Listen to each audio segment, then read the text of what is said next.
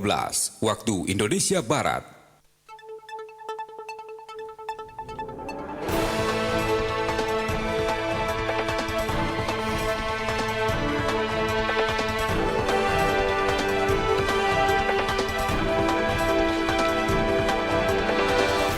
Dari Medan Merdeka Barat, 4 dan 5 Jakarta, inilah Radio Republik Indonesia dengan Warta Berita. Saya Andi Lakusuma.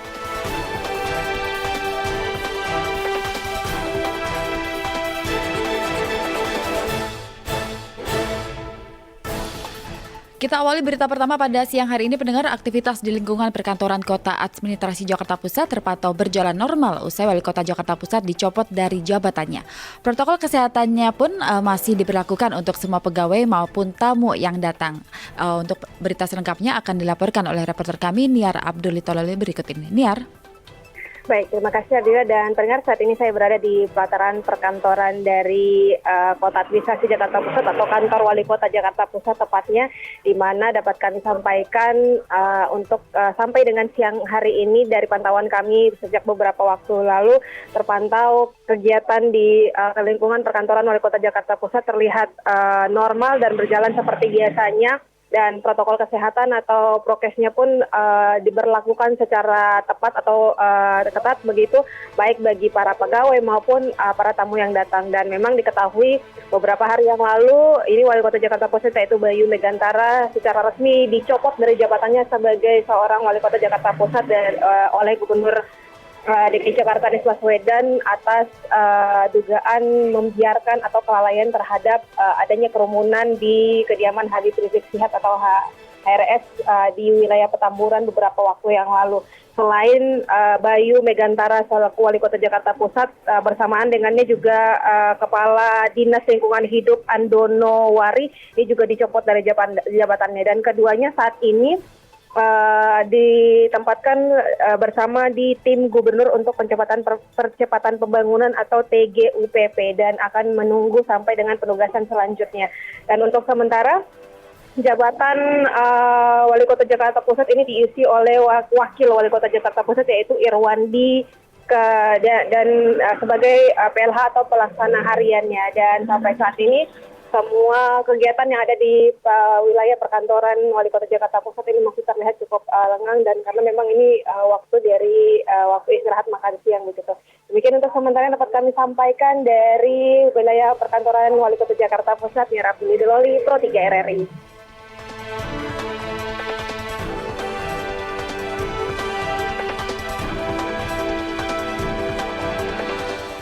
Beralih ke berita selanjutnya, pendengar, Menteri Koordinator Bidang Pembangunan Manusia dan Kebudayaan Menko PMK Muhadjir Effendi menjelaskan akan menyampaikan sejumlah opsi pemangkasan libur panjang dan cuti akhir tahun ke Presiden Joko Widodo pada hari ini. Pilihannya tersebut merupakan hasil rapat tingkat menteri yang digelar pada Jumat lalu, dan ia akan menjelaskan opsi-opsi itu dalam rapat terbatas dengan Presiden Jokowi di Istana Merdeka. Dan pendengar, dalam rapat yang dilakukan pekan lalu, Muhadjir bersama 3 kementerian teknis yaitu Menteri Ketenagakerjaan Ida Fauzia, Menteri Agama Fahrul Razi, dan juga Menteri Pendayagunaan Aparatur Sipil Negara dan juga Reformasi Birokrasi yaitu Cahyokumolo telah mendapat beberapa opsi berkaitan dengan pangkas libur ini. Dan hanya saja ia belum bisa merinci apa sajakah opsi tersebut.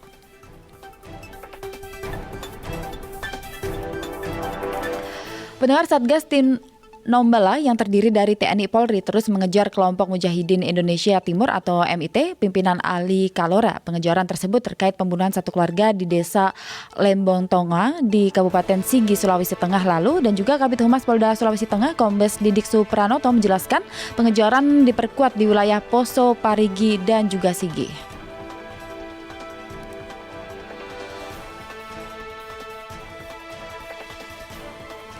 Sekarang masih ada sisa 11 anggota DPO yang masih dikejar oleh Satgas Tinombala di wilayah Sulawesi Tengah, yang meliputi Poso, kemudian Parigi Mautong, dan juga wilayah Sigi. Itu jadi lokasi perburuan Satgas Tinombala terhadap anggota MIT yang masih tersisa.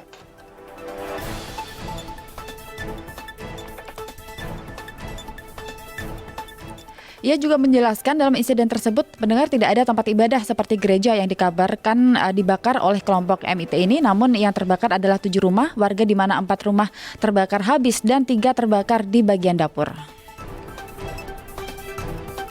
Beralih ke berita mancanegara, aksi bom bunuh diri terjadi di pangkalan militer di pinggiran kota Ghazni, yaitu ibu kota provinsi Ghazni, yaitu Afghanistan pada Minggu kemarin. Setidaknya 30 personel keamanan dilaporkan tewas dan 24 orang lainnya luka-luka. Juru bicara Kementerian Dalam Negeri Tariq Aryan menjelaskan, pelaku bom bunuh diri telah meledakkan sebuah kendaraan yang dipenuhi dengan bahan peledak. Tariq menyebut aksi bom bunuh diri ini sebagai salah satu serangan paling mematikan yang menyasar lembaga pemerintahan dalam beberapa bulan terakhir ini. Di sisi lain, pendengar, Kementerian Pertahanan melaporkan 10 personel keamanan tewas dan 7 terluka. Aksi ini juga terjadi di tengah upaya damai antara pemerintah Afghanistan dan juga Taliban.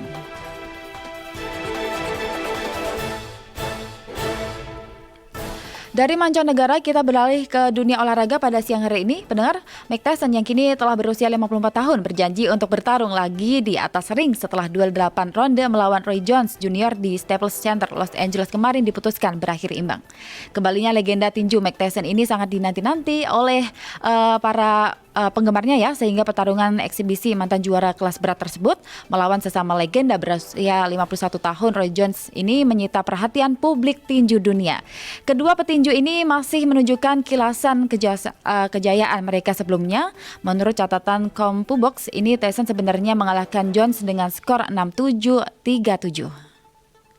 Angka Tyson ini banyak diperoleh melalui pukulan-pukulan kerasnya sejak ronde keempat. Tyson juga memiliki keunggulan 5-7-28 dalam kekuatan pukulan, termasuk 35 pukulan di bagian tubuh Jones.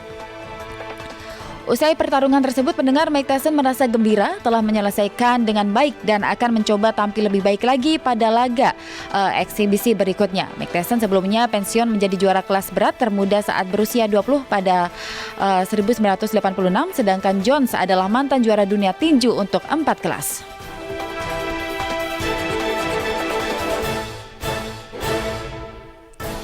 Dan pendengar, tetaplah bersama kami untuk menyimak informasi aktual lainnya dalam program Indonesia Menyapa Siang.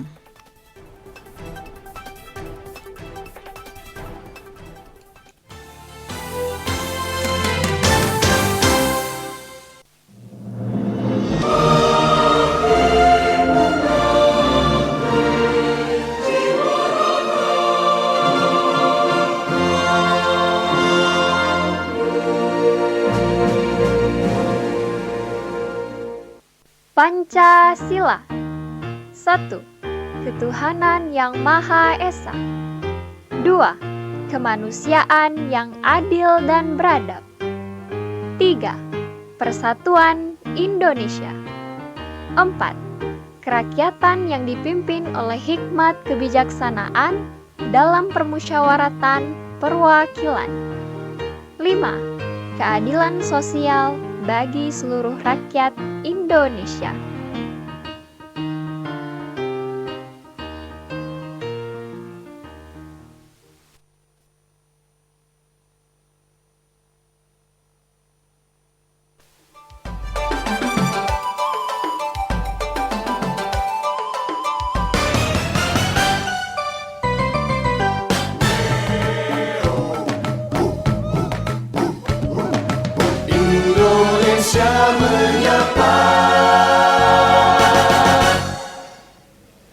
Selamat siang para pendengar, saya Melissa dari Voice of Vietnam dan hari ini saya sangat gembira bisa berjalan seperjalanan dengan Randy dari Radio Republik Indonesia dalam dialog interaktif pertama yang dilakukan oleh VOV berkoordinasi dengan RRI.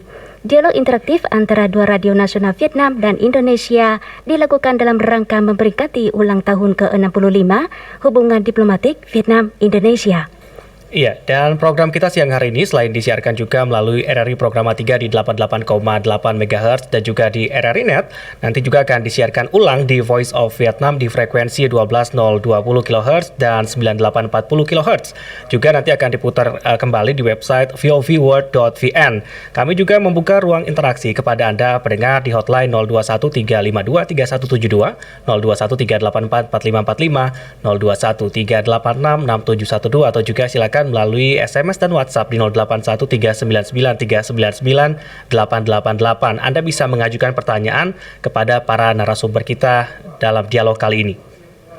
Para pendengar yang menghadiri dialog kita hari ini, saya hendak memperkenalkan Duta Besar Republik Sosialis Vietnam Bapak Phạm Vinh Quang dan Duta Besar Republik Indonesia untuk Vietnam Bapak Ibnu Hadi. Sekarang mempersilakan para Duta Besar menyampaikan salam kepada para pendengar kita. Silakan Bapak Dubes Ibnu Hadi. Saya dulu. Selamat siang, selamat bertemu di udara dengan para pendengar dari Radio RRI Pro 3. Saya Ibnu Hadi dan salam hangat dari Hanoi, Vietnam. Ya, terima kasih Pak Ibnu dari Hanoi ya. Sekarang kami mempersilakan Bapak Phạm Vinh Quang, Duta Besar Republic Socialist Việt Nam. Và sau đây thì tôi xin mời Đại sứ đặc mệnh toàn quyền Việt Nam tại Indonesia, ông Phạm Vinh Quang, gửi lời chào tới thính giả nghe đài. Selamat siang. Selamat siang, Đây là Phạm Vinh Quang, Đại sứ Việt Nam tại Indonesia. Rất vui mừng được nói chuyện với cái thính giả của đài RRI của Indonesia. Xin gửi lời chào thân ái nhất đến tất cả các thính giả. Selamat siang semuanya, saya Phạm Vinh Quang, Duta Besar Republik Sosialis Vietnam. Hari ini saya sangat gembira bisa bertemu dengan para pendengar dari RRI sama VOV dalam acara kita hari ini. Iya, pendengar, hubungan diplomatik antara Vietnam dan Indonesia sudah digalang sejak 30 Desember tahun 1955 oleh Presiden pertama Vietnam Ho Chi Minh dan juga Presiden Soekarno. Pada tahun 2013, hubungan antara kedua negara kemudian ditingkatkan menjadi kemitraan strategis. Dan para pendengar, hubungan diplomatik ini sudah dikatakan oleh Presiden perempuan pertama Indonesia, Ibu Megawati Soekarno Putri, bahwa untuk menjaga hubungan luar negeri antara negara-negara seperti antara Vietnam dan Indonesia lebih dari 60 tahun tidaklah mudah. Dan memang penggalan jalan selama 65 tahun terakhir ini sudah menjadi api uji coba emas bagi persahabatan Vietnam dan Indonesia dan dari negara tetangga untuk menjadi mitra strategis yang penting di wilayah ini dan di seluruh dunia. Ya, saya mau bertanya kepada Duta Besar Republik Vietnam di Indonesia, ini terkait dalam perjalanan 65 tahun ini, kerjasama antara Vietnam dan juga Indonesia tentunya mencapai banyak sekali prestasi yang cemerlang. Nah, prestasi mana nih yang paling menonjol dalam hubungan antara dua negara? Vâng ạ, và câu hỏi đầu tiên thì chúng tôi xin dành câu hỏi tới Đại sứ Việt Nam tại Indonesia, ông Phạm Vinh Quang. Thưa ông Phạm Vinh Quang, xin ông cho biết trong các lĩnh vực hợp tác giữa Việt Nam và Indonesia, đâu là lĩnh vực mà quan hệ hai nước đạt được những thành tựu nổi bật nhất ạ, thưa ông?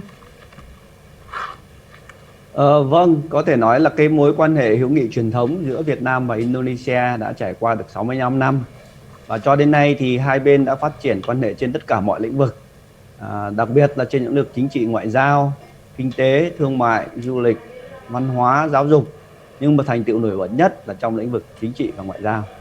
Ya, para pendengar, Vietnam dan Indonesia mempunyai hubungan persahabatan tradisional selama 65 tahun ini. Dan sampai sekarang, dua negara telah mempunyai hubungan kemitraan strategis dan kerjasama sudah menjadi intensif dan substantif di semua bidang dari politik, diplomatik, ekonomi, perdagangan, pariwisata, kebudayaan, dan pendidikan. Tetapi menurut saya prestasi yang paling menonjol yaitu di bidang politik diplomatik.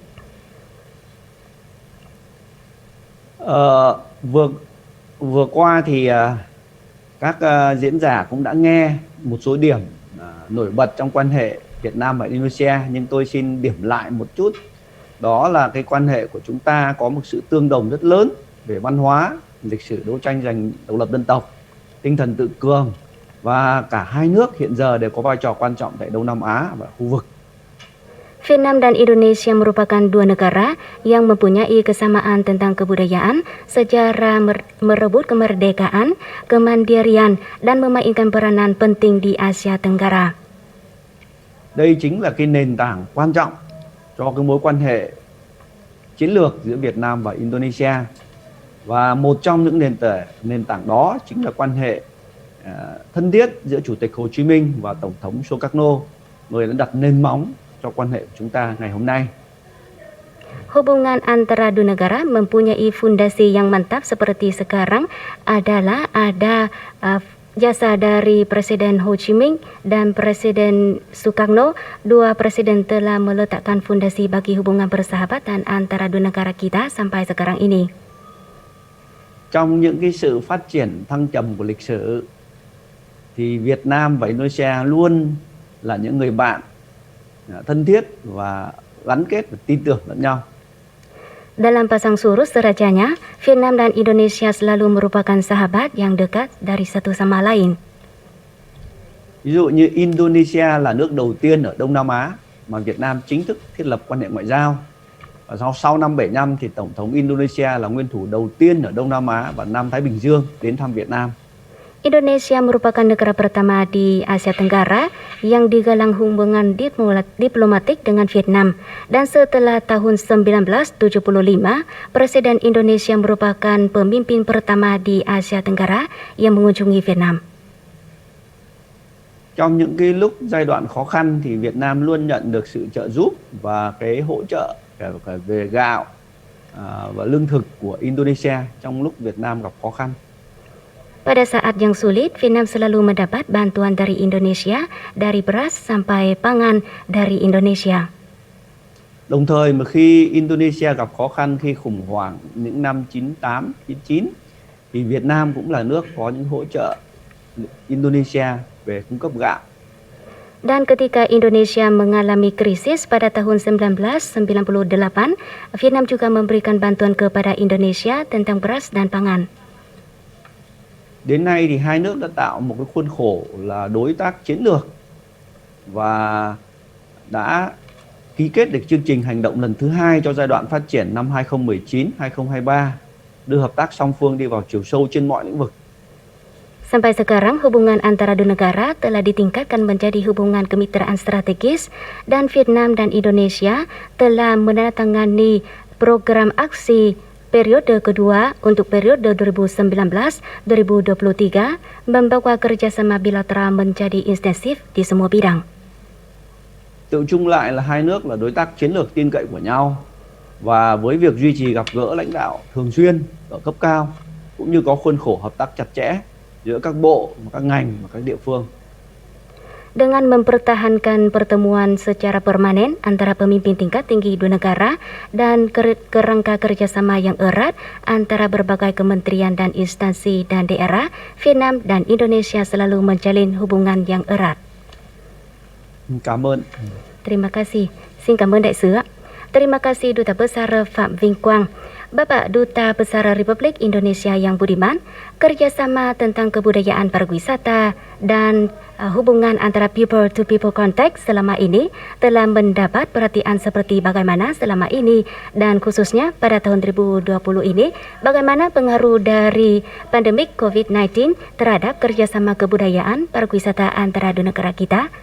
Silakan Bapak Dubes Ibnu Hadi. Terima kasih, selamat siang Miss Cha atau Melisa dan Mas Randy. Ya, selamat siang. Wajahnya nih Mas Randy, saya pikir orang Vietnam ya. Kalau Miss Cha ini malah seperti orang Indonesia. Iya, makasih Pak. Selamat berjumpa di udara. Mengenai kerjasama budaya dua negara pada tahun 2020, sebenarnya begini, kita tingkatkan khususnya selain budaya adalah pendidikan. Yang konkret adalah dimulainya kursus bahasa Indonesia. Bukan hanya di KBRI tetapi juga melibatkan universitas-universitas di Hanoi. Ada 2 universitas. Itu kita mulai pada bulan Oktober 2018 dan alhamdulillah berlangsung hingga saat ini walaupun sejak Covid kita adakan secara online. Itu merupakan terobosan yang belum pernah terjadi di Hanoi. Pengajaran bahasa Indonesia sudah dilakukan juga di Ho Chi Minh City. Kemudian yang kedua adalah adanya konektivitas udara, adanya penerbangan langsung dari Indonesia ke Vietnam dan Vietnam ke Indonesia. Jadi tanpa melalui negara ketiga. Itu selama 2-3 tahun terakhir kita sudah punya 4 penerbangan langsung. Kenapa saya anggap itu penting dalam konteks people to people contact? Karena begitu kita punya direct flights, itu membawa manusia lebih banyak baik ke Vietnam maupun dari Vietnam ke Indonesia. Jadi itu adalah faktor katalisator bagaimana meningkatnya people to people interaction, ya, apakah itu turisme, apakah itu pendidikan, apakah itu kunjungan sosial budaya dan sebagainya. Termasuk juga tentunya kunjungan untuk bisnis. Dengan adanya COVID tentunya penerbangan saat ini berhenti, dan dengan adanya COVID kita harus tingkatkan segala macam bentuk intensitas dari hubungan bilateral melalui udara seperti ini, melalui Zoom conference, melalui virtual meeting, baik antar perusahaan, baik antar manusia, maupun juga kegiatan-kegiatan sosial budaya, termasuk tadi masalah pendidikan. Yang ingin saya tonjolkan lagi untuk COVID-19, Vietnam dan Indonesia sudah bekerja sama sangat baik. Bahkan waktu itu Vietnam sempat mendonasikan swab test, ya, karena Vietnam sudah menghasilkan produk tertentu yang diberikan secara simbolis kepada Indonesia. Mengingat Vietnam memang berhasil dalam menangani COVID-19 secara awal, lebih dini dibandingkan negara lain, sehingga Vietnam diharapkan bisa memberikan sharing experiences-nya, best practices-nya tidak hanya kepada Indonesia tapi juga kepada negara-negara ASEAN lainnya. Maka itu dalam tahun keketuaan ASEAN tahun ini, itu topik COVID-19 sangat mengemuka dan memang Vietnam memegang peran penting.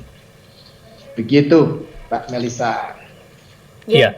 Nah, raket ini merupakan jembatan penghubung tentunya antara dua negara. Sudilah kiranya Duta Besar Vietnam untuk Indonesia, Pham Vinh Quang, untuk memberitahukan kepada pendengar kita bagaimana sebenarnya peranan komunitas orang Vietnam di Indonesia, begitu juga sebaliknya orang Indonesia di Vietnam dalam menyambungkan kebudayaan antara dua bangsa ini.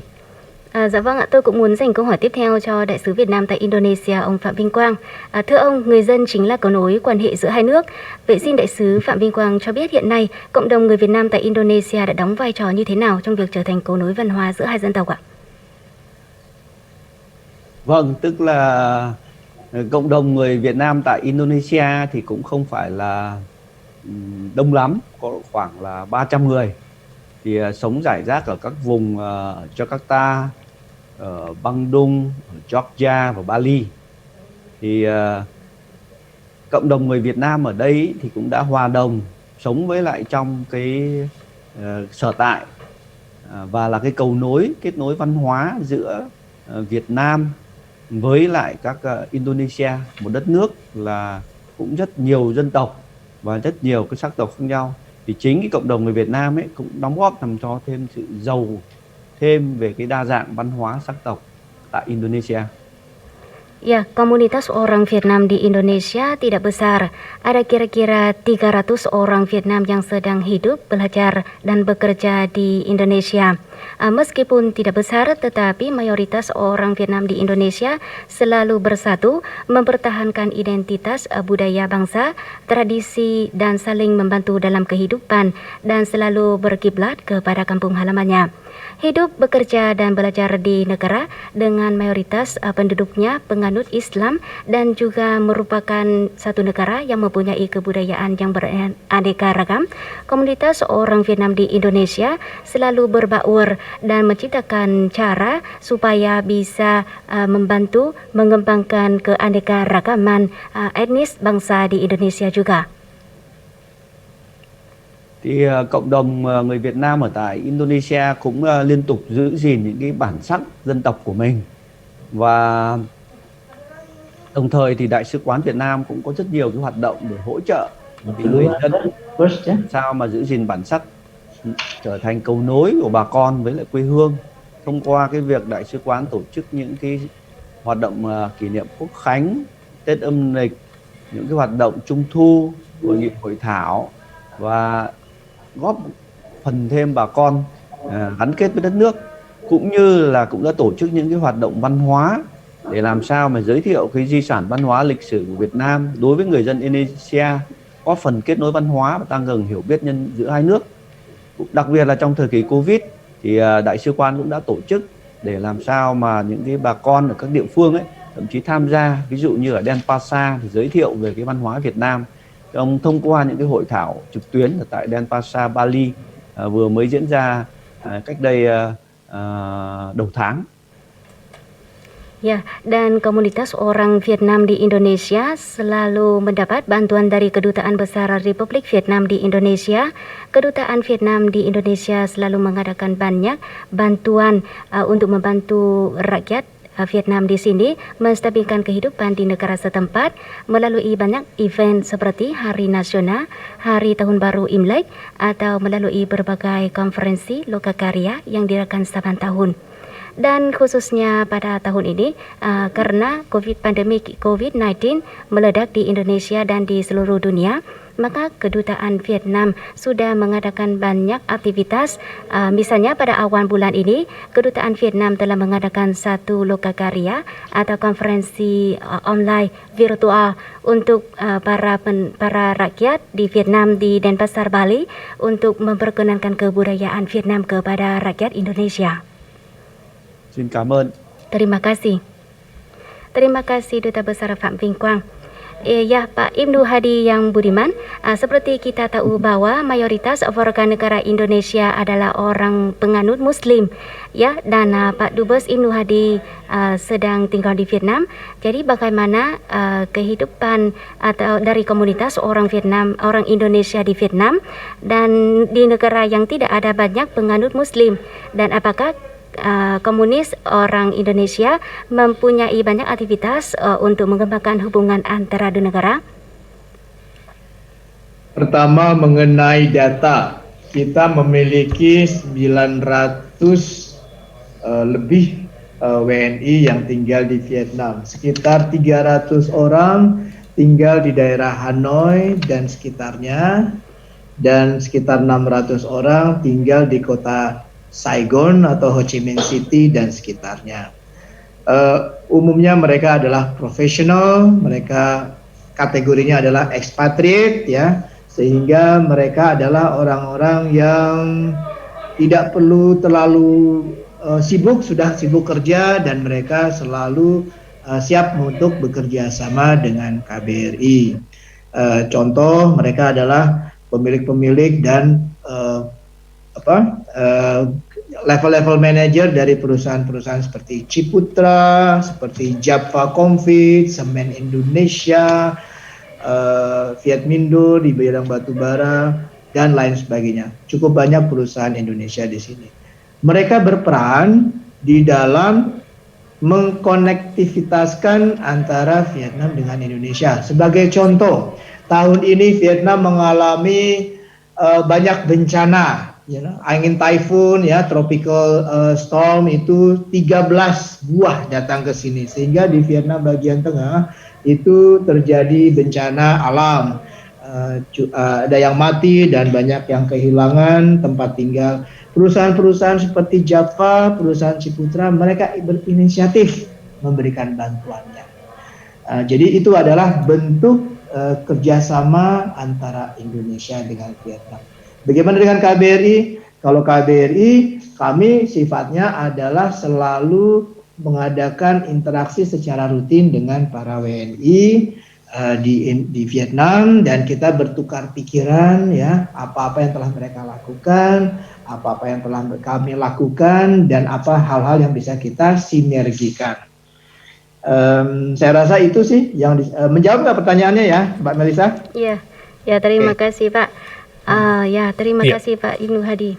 Ya, dan kami ingatkan juga pendengar Anda bisa bergabung bersama kami dalam dialog kita siang hari ini, ya, di 0213523172, 0213844545, 0213866712, atau juga melalui layanan pesan singkat kami di SMS dan juga WhatsApp di 081399399888. Sembari menanti pendengar yang ingin bergabung siang hari ini, ada sebuah lagu dari Vietnam ini. Judulnya apa? Ya Mas Randy, hari ini saya datang ke RRI juga membawa satu hadiah untuk para pendengar kita.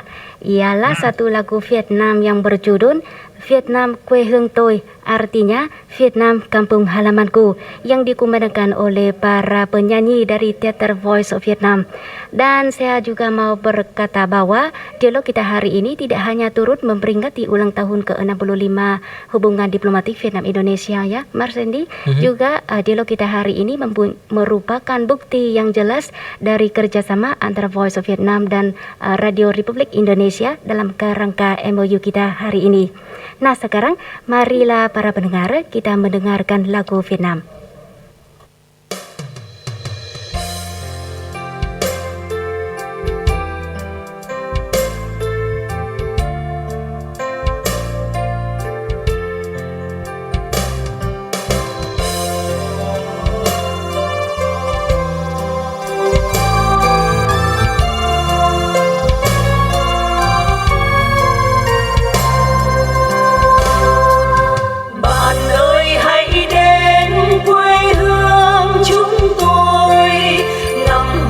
Biển xanh xa tím chân trời, nghe sóng vỗ rạng rào biển cả vốn phi lao gió thổi trên bờ, buông vươn cánh vượt sóng ra ngoài khơi, trong nắng hồng bừng lên sáng ngời miền Nam đất nước quê hương chúng tôi, có rừng dừa xanh xa tím chân trời, người thiếu nữ dạt dào tình trẻ, Giáng sinh tươi đang tuổi yêu đời, lòng trai tráng rộng lớn như biển khơi, với cánh tay dựng nên đất trời,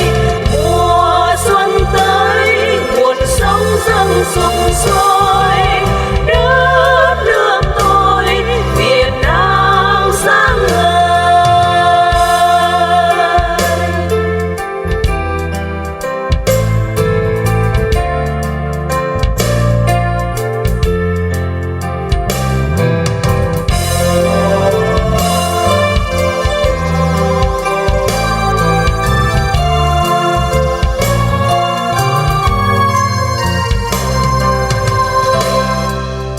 Mùa xuân đã đến quê hương chúng tôi, mía ngọt chè xanh bông trắng lưng đồi, đồng xanh lúa rực rỡ biển cả, tiếng ai ru con ngủ ru hời, đồng xanh lúa thẳng cánh bay cò bay, đưa nước về làng quê sáng rồi, Việt Nam yêu dấu xanh xanh lũy tre, suối đổ về sông qua những nương tre, dòng sông cuốn dồn về biển cả, lứa thanh niên vui thỏa cuộc đời, lòng trai tráng rộng lớn như biển khơi, với cánh tay dựng nên đất trời, mùa xuân tới nguồn sống dâng sục sôi, đất nước tôi Việt Nam sáng ngời.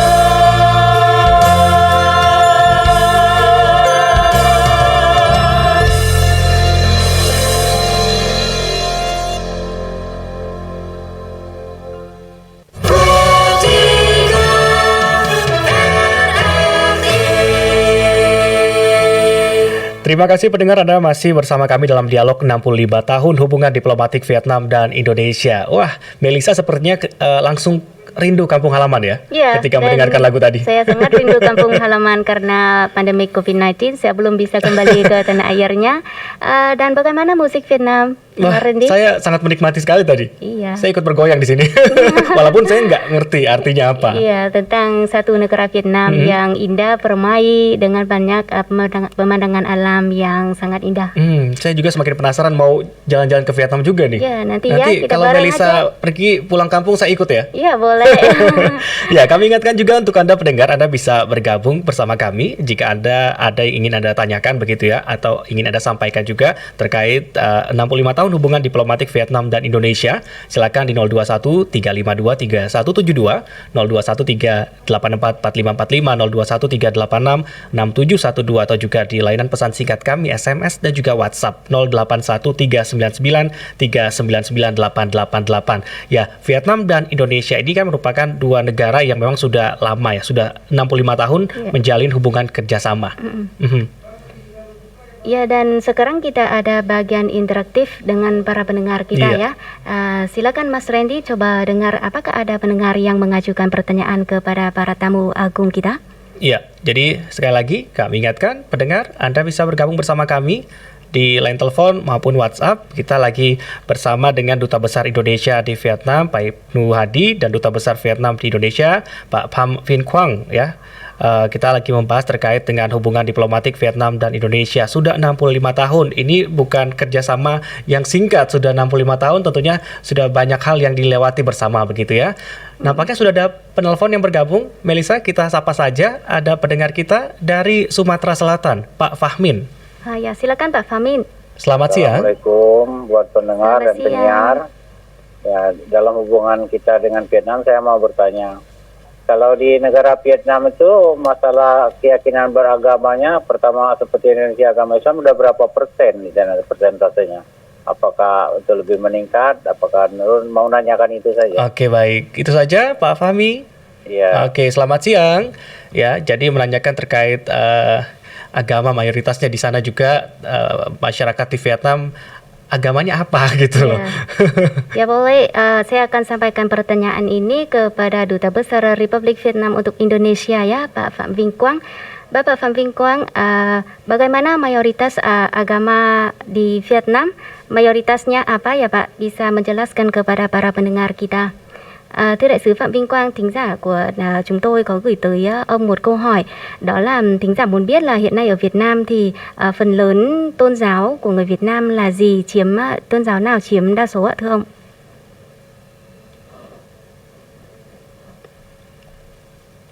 Pak Dubes. Dạ, đại sứ Phạm Vinh Quang. Đấy. Vâng, Selamat siang và xin cảm ơn câu hỏi đã được đề ra. Selamat siang, terima kasih atas pertanyaannya. Ở Việt Nam thì cũng có một nét giống như của Indonesia, đó là một đất nước cũng là đa dân tộc, đa sắc tộc và đa tôn giáo. Việt Nam của chúng tôi thì có hơn 50 cái dân tộc và cũng có tất cả các cái đại diện các nền văn hóa khác nhau. Chúng tôi có đạo Phật, tôn giáo, đạo Hồi, đạo Hòa Hảo và rất nhiều đạo Phật nữa thì cùng chung sống hòa bình với nhau và trong một sự đoàn kết dân tộc giống như tương tự như Indonesia. Para pendengar yang hormat, Vietnam kami juga ada kesamaan dengan Indonesia. Di Vietnam kita juga ada keberaneka-ragaman atas etnis dan agama. Dan di Vietnam sekarang ini ada lebih dari 50 etnis yang hidup berhidup secara damai, dan kita juga ada banyak agama seperti Buddha, Kristen atau Islam dan lain-lain. Dan semua agama hidup secara berdamai dan saling berbagi dan mendorong perkembangan tanah airnya. Thì nếu mà cái đông nhất về cái tín đồ ấy thì chính là Phật giáo, chiếm đến khoảng là 15 triệu tín đồ.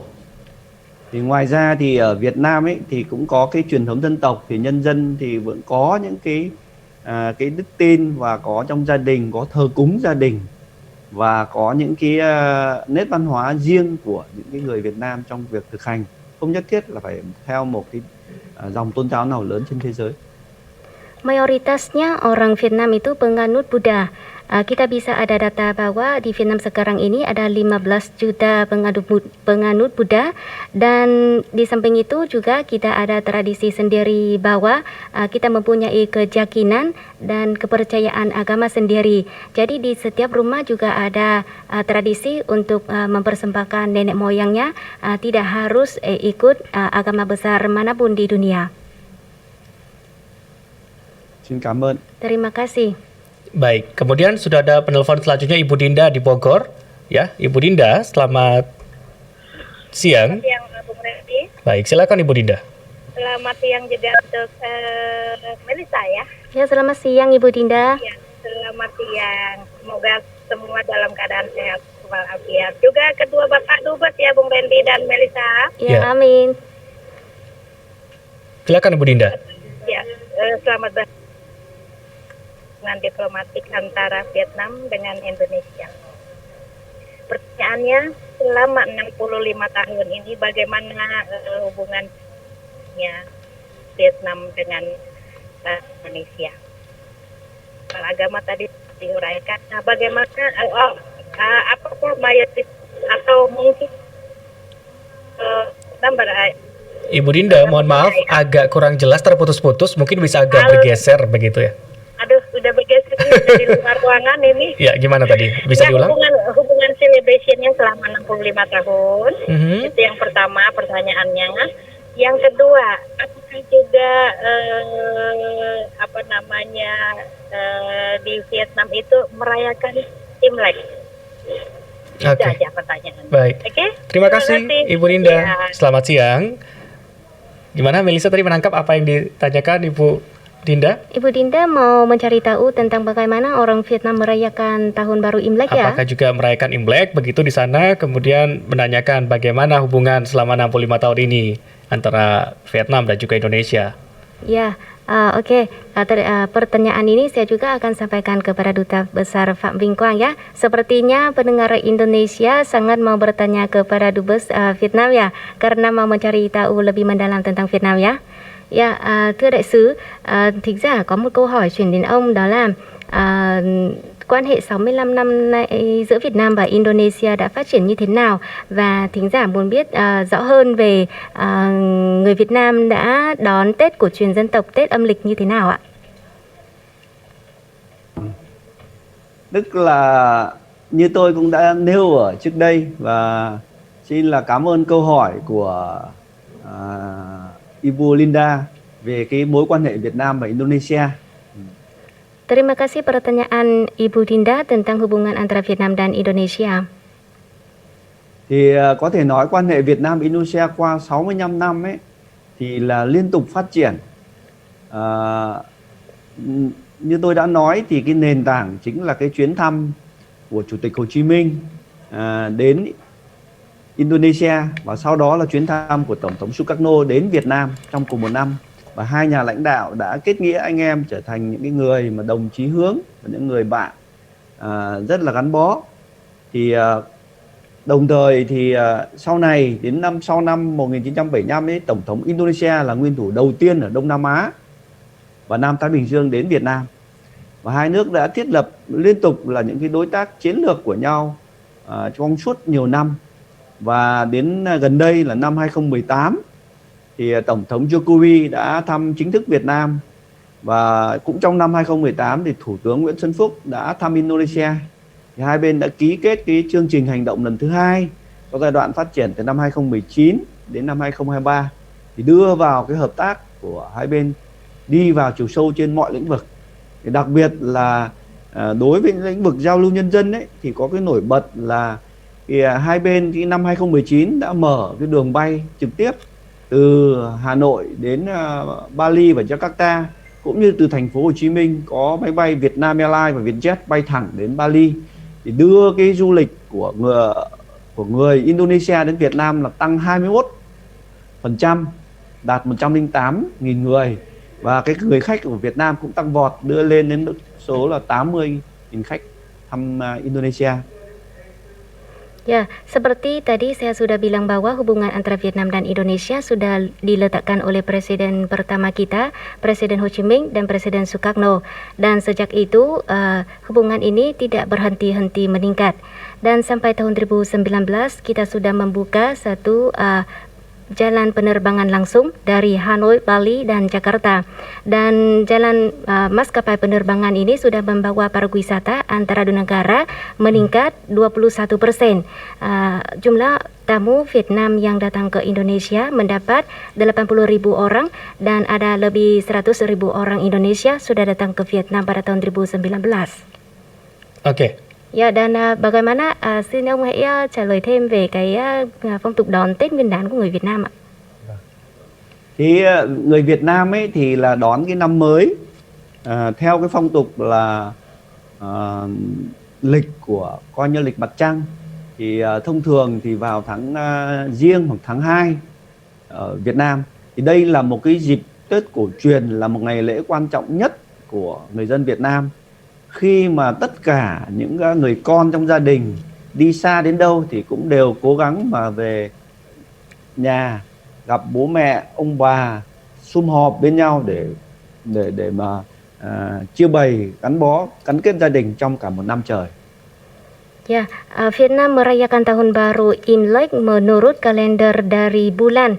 Jadi Tahun Baru Imlek di Vietnam jatuh pada bulan Januari atau bulan Februari. Dan pada kesempatan ini orang Vietnam dari jauh bagaimanapun juga akan kembali ke kampung halamannya untuk silaturahmi dengan keluarganya. Dan menurut saya tradisi ini juga mirip dengan Indonesia ya. Và đây cũng là một cái dịp mà trong một cái năm mới thì một loạt các hoạt động lễ hội được tổ chức. Trước đây thì cái lễ Tết ấy, kéo dài có khi đến cả một tháng trời. Nhưng bây giờ thì do cái điều kiện mới thì thông thường thì kéo dài được khoảng một tuần. Thì tại đó thì mọi người có thể tham gia nhiều cái lễ hội văn hóa khác nhau của người dân. Hầu như là mỗi một địa phương, mỗi làng thì đều tổ chức một cái lễ hội văn hóa. Thành ra là người dân thì có thể là đi từ nơi này đến nơi khác tham dự, không chỉ ở những cái lễ hội ở làng mình, ở cái chỗ mình ở, mà có thể đi dự một cái lễ hội ở nơi khác. Biasanya dulu Hari Raya Tahun Baru Imlek di Vietnam berjangka selama 1 bulan, tetapi sekarang ini cuma kira-kira 1 minggu. Dan dalam 1 minggu ini selain bersilaturahmi dengan keluarga di rumah, orang Vietnam juga sering mau berwisata atau ikut pada festival pada Tahun Baru Imlek. Pada Tahun Baru Imlek di Vietnam diadakan banyak festival dan orang bisa pindah dari tempat ini ke daerah yang lain untuk ikut festival yang khas dari tempat itu. Và đồng thời thì người dân Việt Nam ấy bao giờ cũng coi trọng cái sự tôn trọng đối với là tổ tiên ông bà, và mỗi gia đình đều có một cái bàn thờ cúng tổ tiên. Thì hàng ngày trong cái dịp Tết đó, trong suốt cả một cái tuần lễ Tết đó thì ngày nào cũng có một cái mâm cúng Tết tổ tiên. Đây là cái dịp để bày tỏ sự thành kính, cảm ơn với tổ tiên ông bà, bố mẹ. Đồng thời lại cũng là dịp mà mọi người trong gia đình là đi thăm chúc Tết lẫn nhau, thăm những cái bậc lớn tuổi hơn, đồng thời là đi thăm gia đình bạn bè. Dan selama seminggu ini orang Vietnam ada tradisi menghormati nenek moyangnya. Jadi di setiap rumah kita ada antar. Dan pada selama seminggu ini kami akan memasak sajian untuk mempersembahkan nenek moyang. Dan selain itu kami juga akan mengunjungi rumah-rumah orang dekat atau orang dewasa, orang lanjut usia atau sanak keluarga dan sahabat supaya mengucapkan 1 tahun baru Imlek yang tenang sentosa. Đối với cộng đồng người Việt Nam ở tại Indonesia thì đến khi mà có dịp Tết đến thì là Đại sứ quán Việt Nam cũng luôn tổ chức một cái lễ đón Tết ở tại Đại sứ quán với tất cả đảm bảo các cái phong tục văn hóa, trang trí cũng như là những cái đồ ăn đặc biệt của Việt Nam như bánh chưng. Thì nếu mà có dịp, nếu các bạn Ibu Linda có dịp thì chúng tôi cũng sẵn sàng mời đến tham dự cái dịp Tết mà tổ chức tại Jakarta. Saban tahun, Kedutaan Vietnam di Indonesia juga merayakan Tahun Baru Imlek yang mengumpulkan komunitas orang Vietnam di Indonesia. Dan pada kesempatan ini, kami juga mengadakan tradisi seperti di Vietnam kami juga hias ruangnya, juga masak masakan tradisional Tahun Baru Imlek yaitu kue chung. Dan kami juga mengucapkan selamat kepada satu sama lain. Dan kalau Ibu Dinda dan para pendengar yang lain mempunyai waktu, kami juga mau mengundang semuanya datang ke Kedutaan Vietnam supaya menikmati satu Tahun Baru Imlek dengan kami. Terima kasih. Terima kasih. Terima Pak kasih. Dubes. Baik, Melisa dan juga para Dubes, ini nampaknya sudah ada pendengar juga yang bergabung melalui WhatsApp. Nanti akan dibacakan oleh rekan saya, Vero. Ya, baik Melisa dan juga untuk Randy, ini dari Pak Teguh pertanyaannya.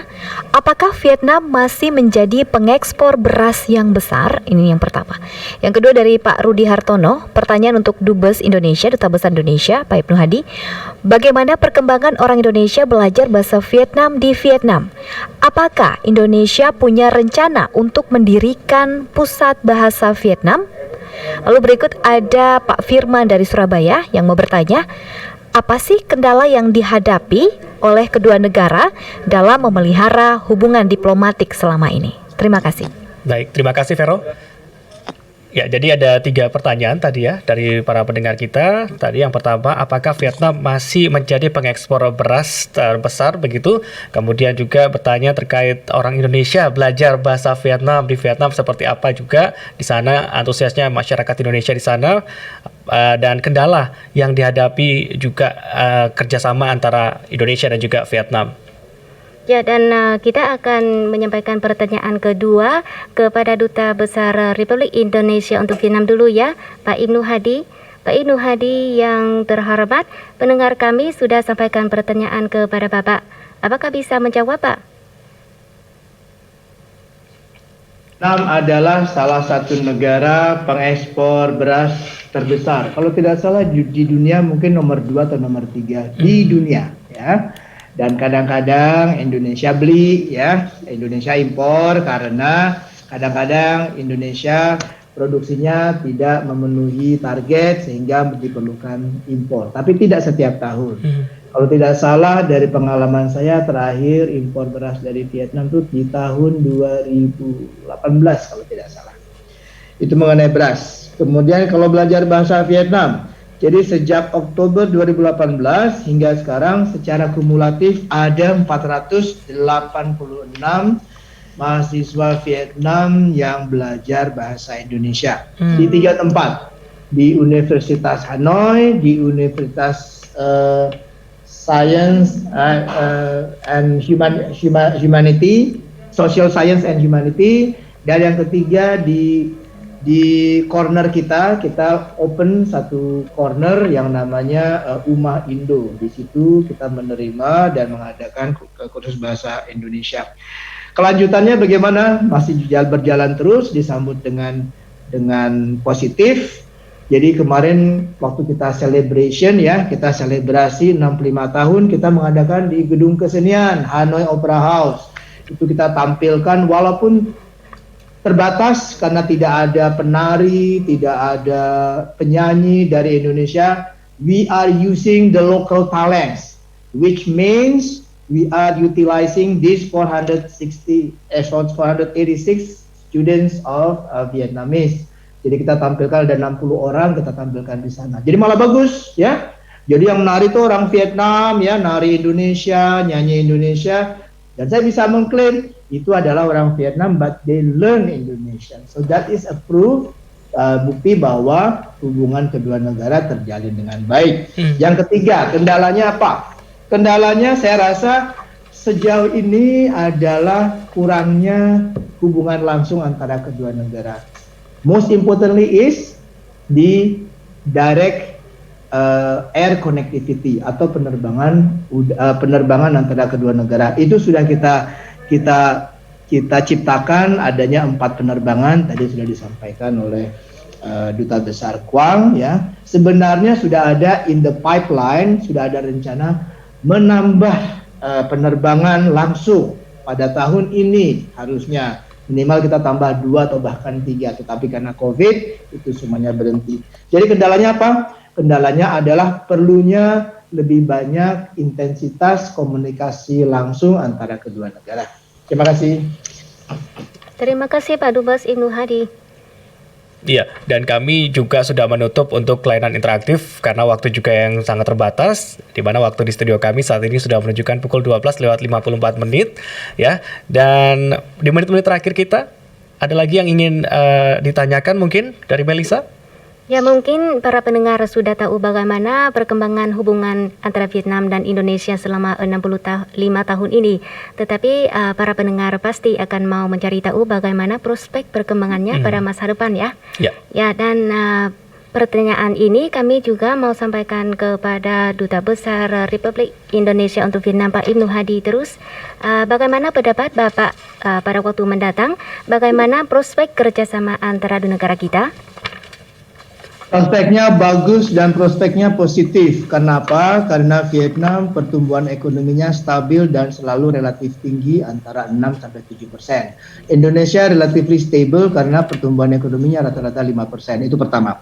Kedua adalah di segala dimensi hubungan G2G antar pemerintah, hubungan politik, security, itu so far so good. Tadi sudah disebutkan adanya kunjungan resmi pimpinan tertinggi, sekjen partai, presiden Vietnam, perdana menteri Vietnam, ya wakil presiden Vietnam berkunjung ke Indonesia dalam 3 tahun terakhir. Kemudian Presiden Jokowi juga sudah berkunjung ke sini 2 kali dalam rangka APEC dan kedua dalam rangka bilateral. Jadi kalau antar pemerintah tidak ada masalah. Di bidang ekonomi perdagangan, kita sedang menuju ke 10 miliar US dollar total perdagangan.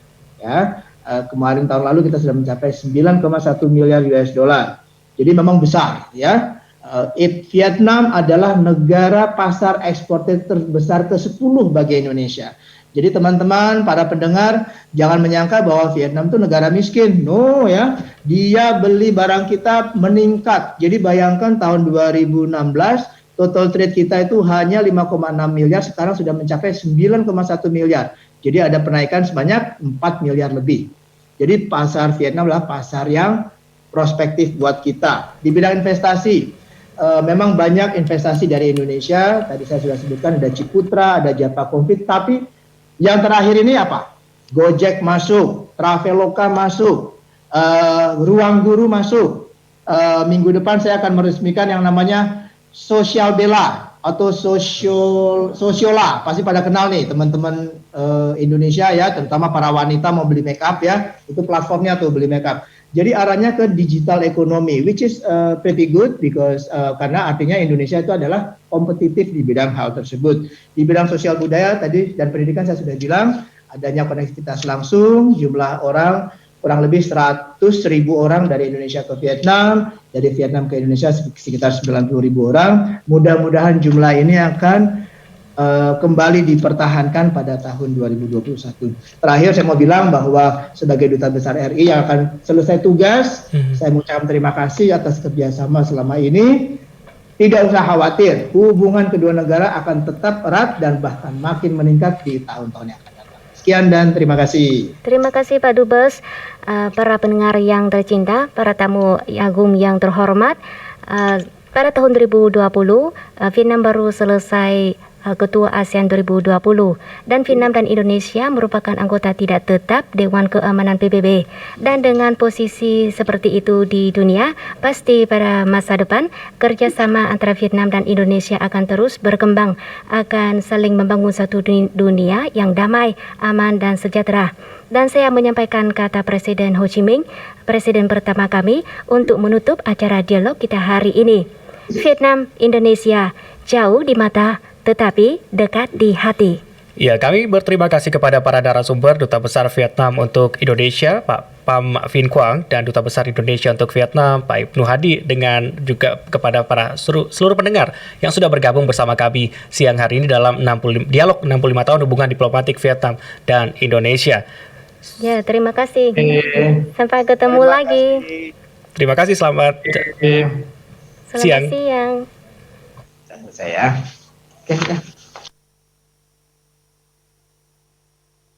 Meskipun dilanda pandemi tetap